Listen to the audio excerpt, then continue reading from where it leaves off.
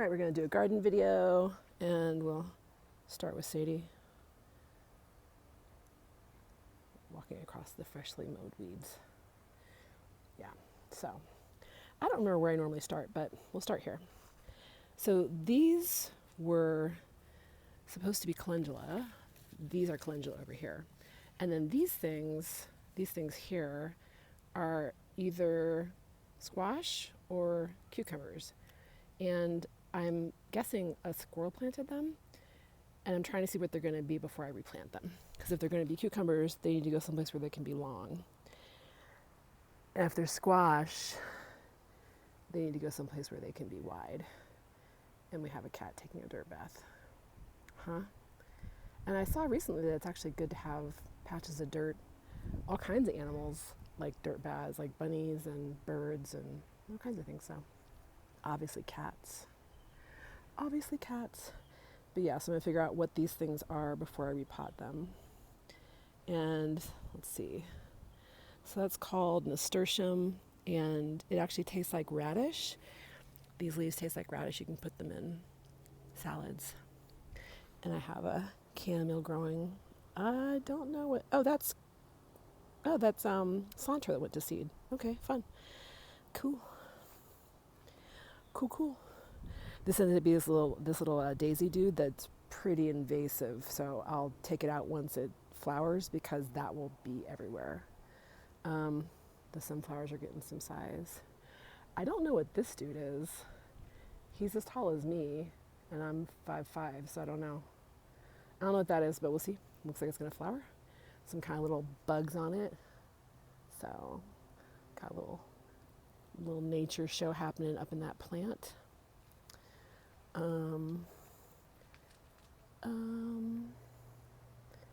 Is there anything new happening here? This strawberry has some flowers, so it's gonna... Oh, there's a strawberry. Oh, that's fun. It's been so hot. I thought that they were all gonna fry out like that guy, but yeah, there's a strawberry. Fun.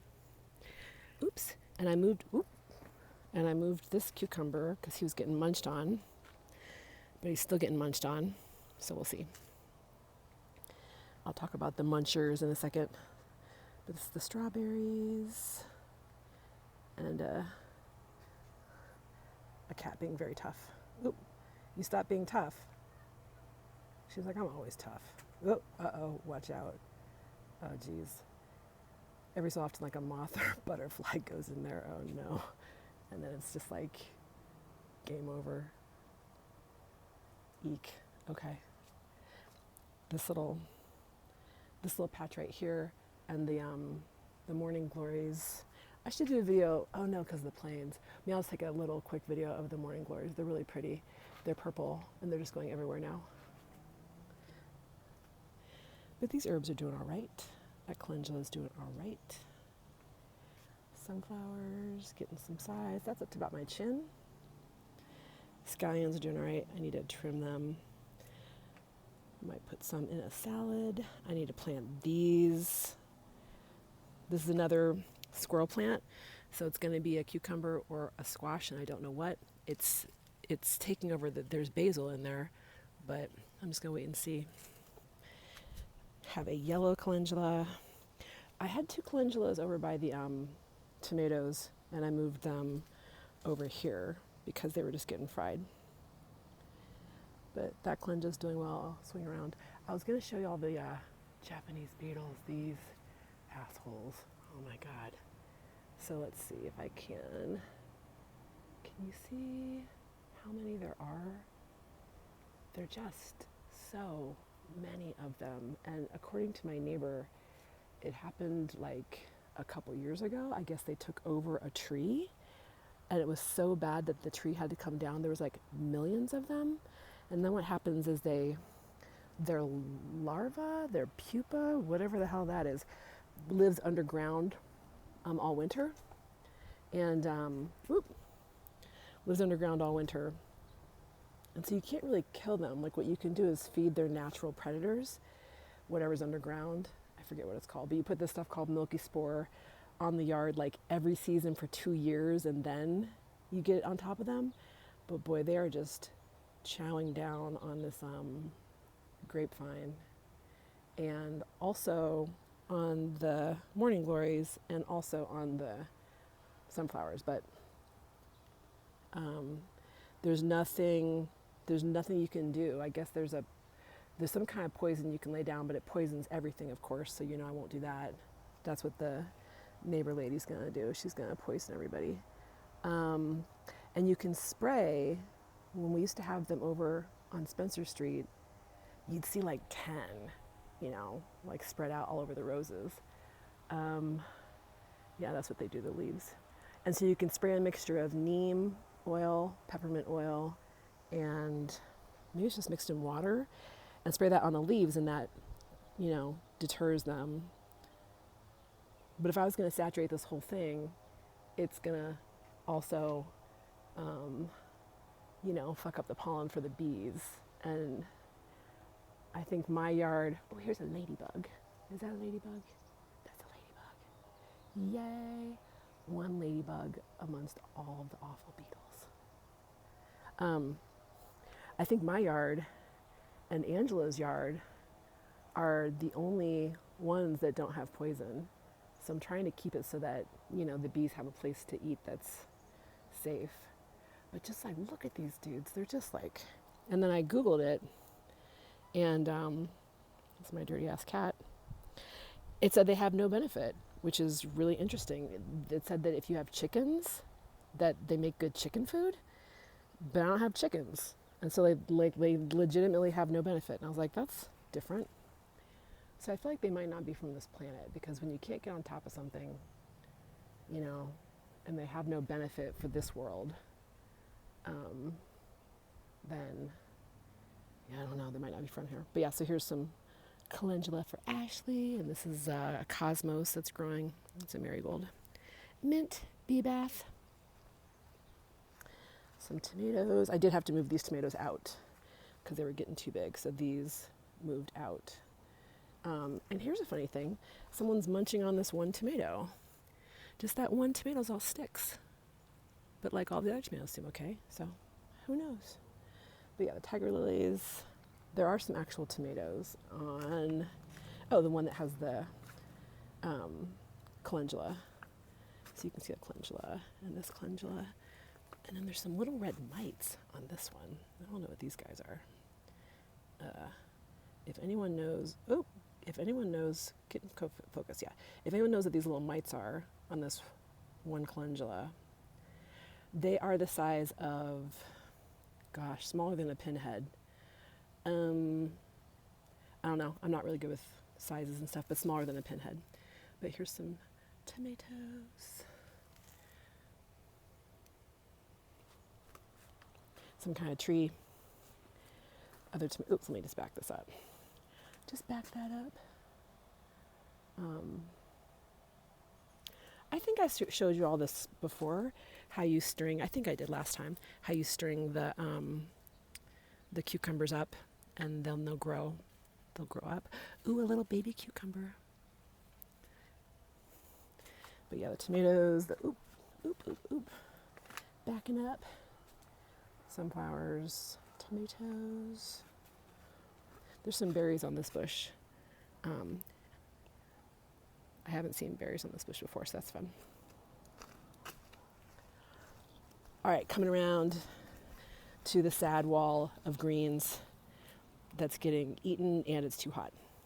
So I'm going to cut some of these tonight, I think, I guess I'll do like some baby greens kind of thing. This lettuce definitely bolted, but I'll let it go to flower for the bees, and then I'll cut it for the seeds. I'm going to let this patch grow out. Turns out that stuff that I thought was thistles is actually called wild lettuce, and that'll be a different thing. But you can make a tincture out of it, and it's good for pain relief. So that's cool. And I'm getting all kinds of stuff in my shoes. A little squash patch. I did cut 2 squash already. There's a zucchini somewhere. Oh, here we go. There's a zucchini right there. So that's fun. This dude will bite me, so I gotta be careful. The tiger lilies. Oh, and the raccoon's back. Look, isn't that funny? raccoon shit again. So it's like you blow your fear picture. You know, I went into fear about the raccoon in relation to Sadie, and then I got into acceptance about it, and then they came back. And now I'm like excited to see them. I haven't seen them yet, but Angelo, the neighbor, has on his like whatever backyard wildlife cam, whatever it is. Girl, you're dirty. Dirty. Yikes. Bee bath. I've been having to fill bee baths up a bunch. And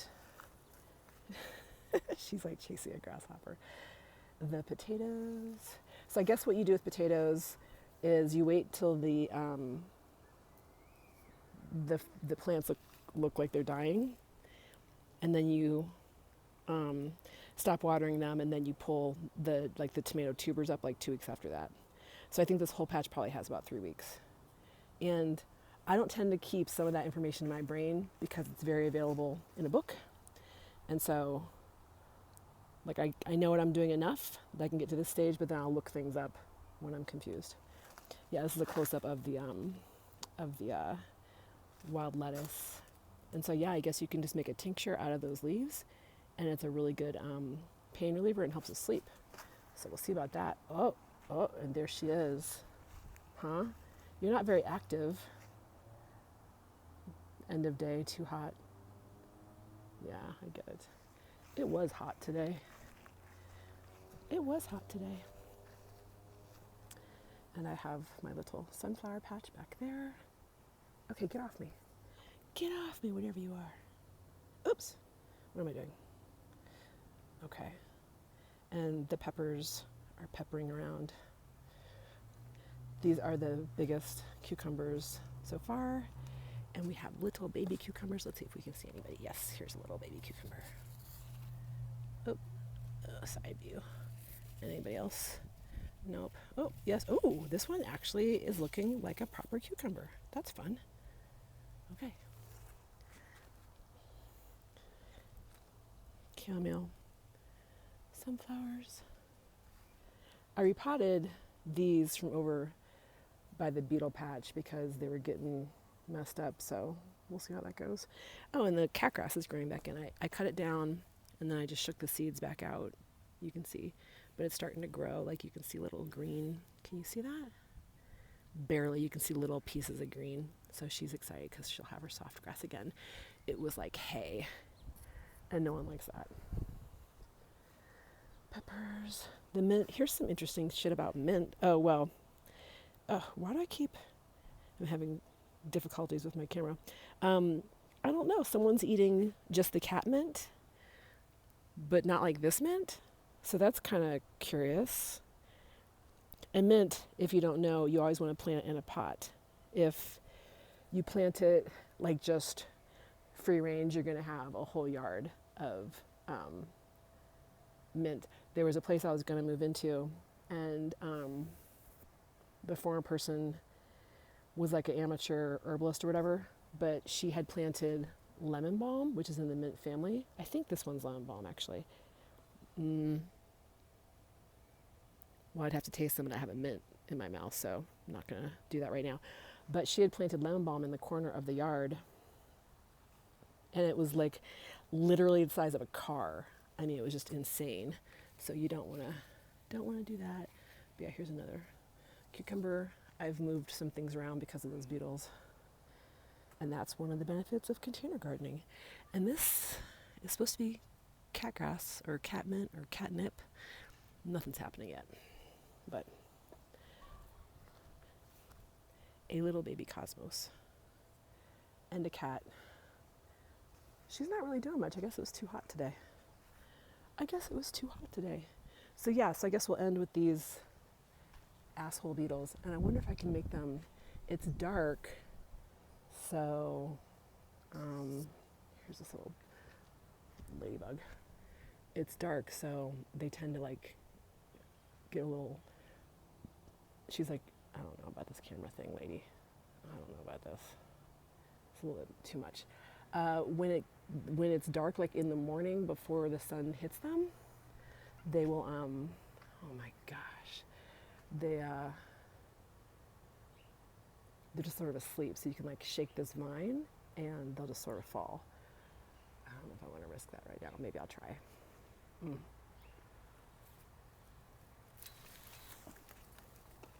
Oops, and they're flying around. Yeah, so. Yeah. So, yay for Japanese beetles that have no purpose other than to be really invasive and to feed chickens. And to feed chickens, if I didn't mention, they bite really hard. Like, woo! Yeah, they bite hard, they leave a welt. All right, so avoid the beetles. See you next time.